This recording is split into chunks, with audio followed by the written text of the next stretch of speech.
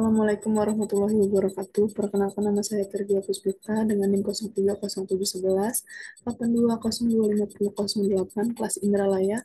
Di sini saya akan menjelaskan tentang mitigasi bencana geologi berupa tanah longsor di daerah Pendopo, Kabupaten Empat Lawang, Provinsi Sumatera Selatan. Adapun outline yang akan saya bawakan atau overview berupa pendahuluan, kondisi kependudukan, kondisi kebencanaan, mitigasi bencana, peluang asuransi bencana, di mana daerah penelitian yang seperti saya jelaskan tadi memiliki luas area 9 kali 9 kilometer, di mana terletak di Kecamatan Pendopo, Kabupaten Empalawang, Provinsi Sumatera Selatan.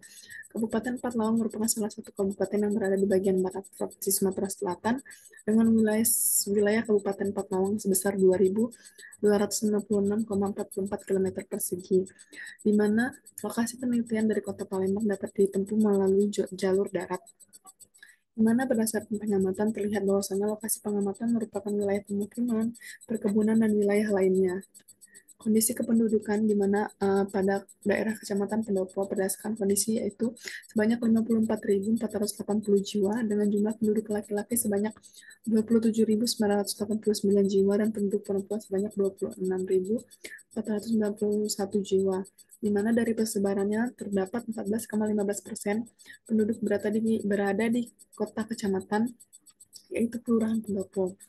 Dilihat dari berdasarkan rasio jenis kelamin, hampir semua desa mempunyai jumlah penduduk laki-laki lebih besar daripada jumlah penduduk perempuan. Berikut merupakan gambar distribusi persentase penduduk menurut kelompok umur berdasarkan Badan Pusat Statistik tahun 2023. Berikut juga merupakan jumlah tabel penduduk menurut kelompok umur dan jenis kelamin berdasarkan Badan Pusat Statistik tahun 2023.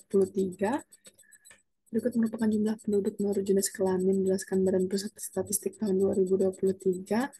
Ada desa-desa dan kelurahan dengan jumlah total penduduk sebanyak 54.480 jiwa, di mana wilayah administrasi penduduk Kecamatan Kota Pendopo yaitu satuan lingkup terkecilnya berupa RT, di mana dengan jumlah RT terbanyak yaitu pada Kelurahan Pendopo dan jumlah RT tersedikit atau terkecil pada Desa Manggilan atau Batu Cawang, di mana untuk Kecamatan Pendopo sendiri, sebagian besar pekerjaan masyarakatnya berupa petani kopi, hanya sebagian kecil dari masyarakatnya yang berprofesi sebagai pegawai swasta ataupun pegawai negeri.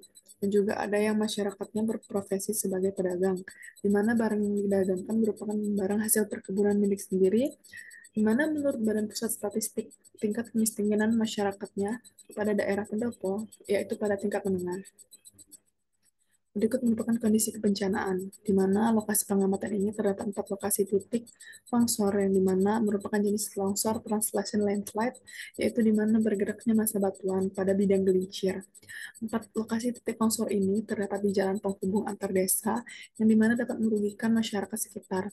4 titik longsor ini dapat menutup akses jalan, sehingga masyarakat yang ingin melakukan perjalanan keluar desa ataupun melakukan pekerjaan di luar desa akan terhambat, sehingga dapat mengganggu kelancaran dari masyarakat dalam segi perekonomian dan lainnya.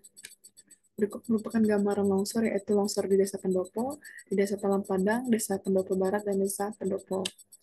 Faktor penyebab dari longsor itu sendiri yaitu intensitas curah hujan yang cukup tinggi dan juga akibat dari kerentanan tanah, di mana pada musim kemarau itu sendiri tanah akan mengering dan membentuk retakan serta rongga.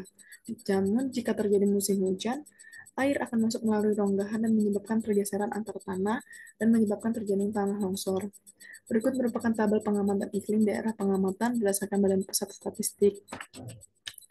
Di mana mitigasi bencana longsor yang dapat dilakukan yaitu dengan cara melakukan penanaman pohon, tidak melakukan penebangan pohon secara liar, atau dapat dilakukan dengan reboisasi, di mana dengan melakukan penanaman pohon, di mana akar-akar pohon akan membantu menahan pergeseran tanah, di mana akar pohon itu saling menyebar dan bersinggungan, dan juga dapat dilakukan dengan melakukan pembuatan dinding konstruksi penahan tebing dan tidak melakukan perusakan tanah, di mana berfungsi sebagai penahan tanah, di mana terdapat pipa juga sebagai tempat mengalirnya air sehingga air tidak tertahan di dalam tanah, dan juga dapat membuat dinding bronjong.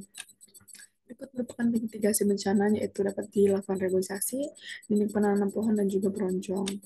Peluang asuransi, di mana asuransi bencana alam merupakan produk perlindungan diri atau harta benda yang mengalami kerugian akibat terjadinya bencana alam, di mana asuransi terbagi menjadi dua jenis, yaitu asuransi yang menimpa harta benda merupakan jenis asuransi umum, namun jika melukai korban atau ada korban jiwa termasuk ke dalam asuransi jiwa, di mana pada lokasi pengamatan ini akibat bencana longsor merugikan dari segi materi yang di mana terdapat asuransi properti all risk, di mana ini memberikan perlindungan atas kerusakan yang terjadi akibat kebakaran, badai, banjir, tanah longsor, dan juga lainnya.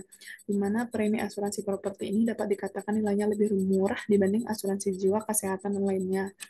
Di mana besaran premi tentunya bergantung pada lokasi dan material bangunan yang digunakan untuk melakukan pembangunan kembali, di mana besarnya premi wilayah pemetaan pada rentang 0,12% sampai dengan 0,135% untuk bagian komprehensif, sedangkan untuk bagian total plus only berentang 0,085% sampai 0,11%, di mana tarif premi itu sendiri ditentukan berdasarkan kelas konstruksi, harga, nilai pertanggungan, lokasi resiko, dan juga okupasi. Sekian dari pemaparan saya. Apabila terjadi kekurangan atau adanya kesalahan, saya mohon ampun. Saya akhiri wabillahi taufiq wal hidayah. Assalamualaikum warahmatullahi wabarakatuh.